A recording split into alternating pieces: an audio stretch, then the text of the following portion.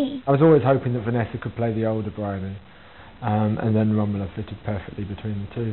I had to come on board and take over somebody else's performance, essentially, because Saoirse, who's playing Bryony at 13, had already established 5 weeks of really very, very impressive work. So it was difficult to come on and sort of pick up where she left off. It's about a young girl, a young and foolish girl who sees something from her bedroom window which she doesn't understand, but she thinks she does. I probably won't ever finish it. When we last see her, she's just published what is referred to as her 21st novel, although as she says it, in a way it's her first novel, because she began writing it and becoming the protagonist in a tragedy, very much of her making. What about you, Bryony? What sins have you committed today? I've done nothing wrong. Have you seen the twins recently? They didn't look very happy last time I saw them, poor little chaps. You know nothing about it. Bryony, I can't imagine what's got into you. I've never known you be so rude. He's a working class guy who has gone through university, he's gone through Cambridge, and he's going to study to be a doctor. And he's very much in love with Kira's character, who is very much in love with him, but she can't understand why she's in love with him. She doesn't even realise that she's in love with him. She's just angry with him. Let me help with that. I'm all right, Take the flowers. I'm all right. Take the flowers. I'm all right.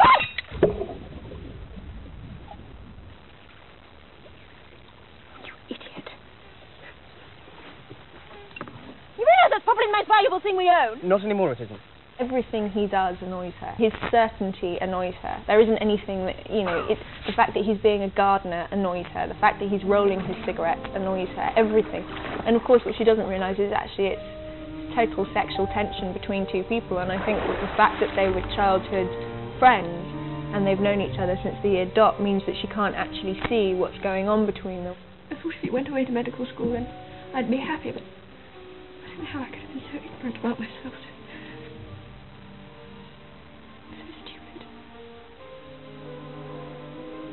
You do know what I'm talking about, don't you?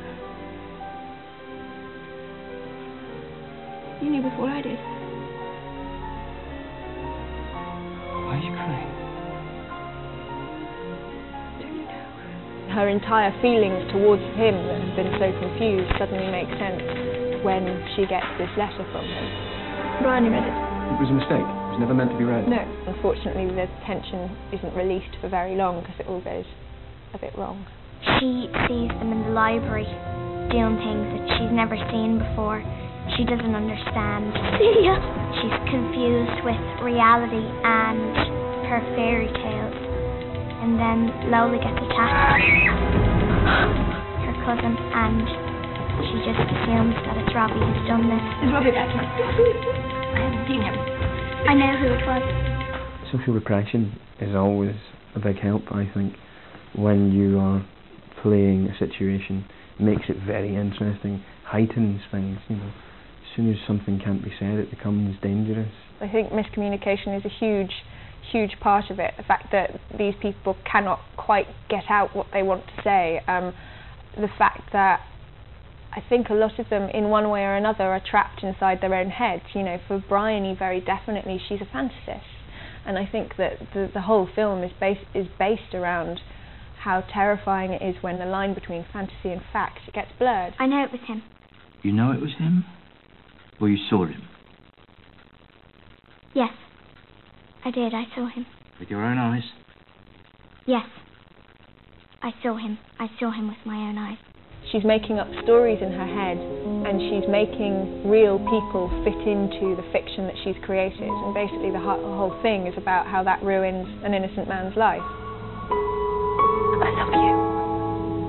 Come back. Come back to me. For the producers and Joe Wright, the objective was to give the film an epic feel, on a moderate budget by Hollywood standards anyway. So the first challenge was finding the perfect place to set the scene of the story, the sweeping Tallis estate. We searched high and low for the right house to play the role of the Tallis home, and finally found this house in Shropshire near Ludlow.